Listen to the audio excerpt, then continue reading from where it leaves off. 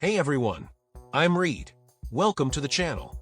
We all know that there's a lot of misinformation floating around these days, especially when it comes to executive orders, bills, and other government documents. So, I'm here to cut through the noise and give you the real deal, straight from the horse's mouth.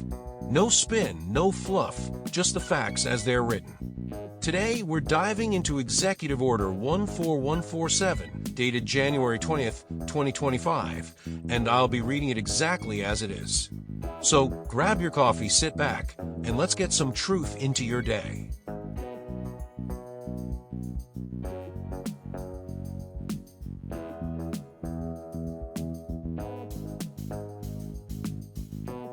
The American people have witnessed the previous administration engage in a systematic campaign against its perceived political opponents, weaponizing the legal force of numerous federal law enforcement agencies and the intelligence community against those perceived political opponents in the form of investigations, prosecutions, civil enforcement actions, and other related actions.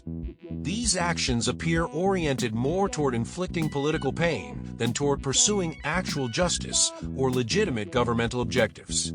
Many of these activities appear to be inconsistent with the Constitution and/or the laws of the United States, including those activities directed at parents protesting at school board meetings, Americans who spoke out against the previous administration's actions, and other Americans who were simply exercising constitutionally protected rights. Senator Holy. Thank you very much, Mr. Chairman. Attorney General Garland, on October 4th, you issued an unprecedented memo that involves the Department of Justice and the FBI and local school districts, local school boards, nothing like it in our country's history. It was based, you've testified, on this letter from the National School Board Association that we now know the White House was involved in writing. They've retracted the letter. They've apologized for the letter. They say they regret the letter, but you won't retract the memo and said earlier that you have no regrets. And you've defended yourself repeatedly today before this committee by saying, well, you're focused on violence. But now, of course, we've seen the memo from your own Justice Department advising state and local and other prosecutors about all of the different federal causes of action that they can bring against parents that are not about violence, they're about harassment and intimidation. I'm looking here at this memo. It identifies no fewer than 13 possible federal crimes involving harassment and intimidation, including making annoying phone calls. Do you think a parent who makes a phone call to a school board member that she has elected, that school board member deems annoying, should be prosecuted? General Garland? The prior administration and allies throughout the country engaged in an unprecedented third world weaponization of prosecutorial power to upend the democratic process. It targeted individuals who voiced opposition to the prior administration's policies with numerous federal investigations and politically motivated funding revocations, which cost Americans access to needed services. The Department of Justice even jailed an individual for posting a political meme. And while the Department of Justice has ruthlessly prosecuted more than 1,500 individuals associated with January 6th and simultaneously dropped nearly all cases against BLM rioters. Therefore, this order sets forth a process to ensure accountability for the previous administration's weaponization of the federal government against the American people. Just a quick reminder, folks. If you hear any grammatical weirdness, that's not on me. I'm reading directly from the official executive order, exactly as it was written. So yes, even the government forgets a comma every now and then. With that out of the way, let's hop back in.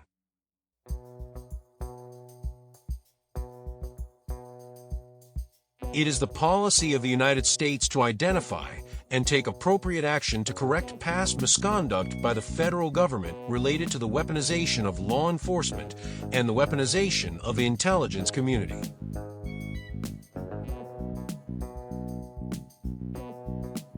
The Attorney General, in consultation with the heads of all departments and agencies of the United States, shall take appropriate action to review the activities of all departments and agencies exercising civil or criminal enforcement authority of the United States, including, but not limited to, the Department of Justice, the Securities and Exchange Commission, and the Federal Trade Commission.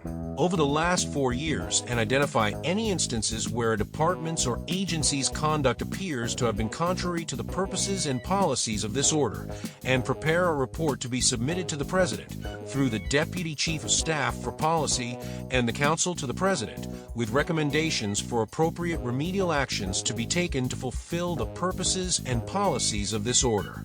The Director of National Intelligence, in consultation with the heads of the appropriate departments and agencies within the intelligence community, shall take all appropriate action to review the activities of the intelligence community over the last 4 years and identify any instances where the intelligence community's conduct appears to have been contrary to the purposes and policies of this order, and prepare a report to be submitted to the President through the Deputy Chief of Staff for Policy and the National Security Advisor, with recommendations for appropriate remedial actions to be taken to fulfill the purposes and policies of this order.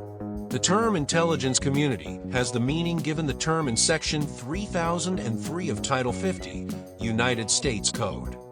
In furtherance of these policies, departments and agencies are directed to comply with applicable document retention policies and legal obligations. Instances of non-compliance with document retention policies or legal obligations will be referred to the Attorney General.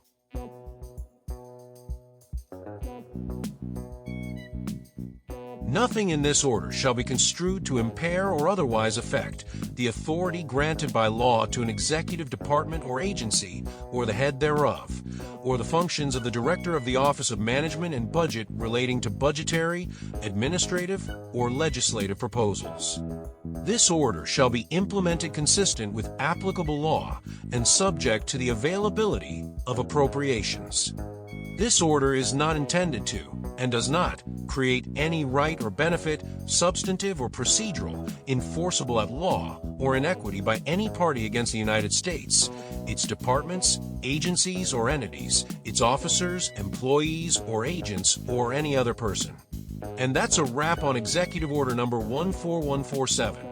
To sum it all up, Executive Order number 14147 is basically the federal government's way of saying, let's do a little spring cleaning, except instead of dusting off ceiling fans, we're dusting off federal agencies and their behavior over the past few years.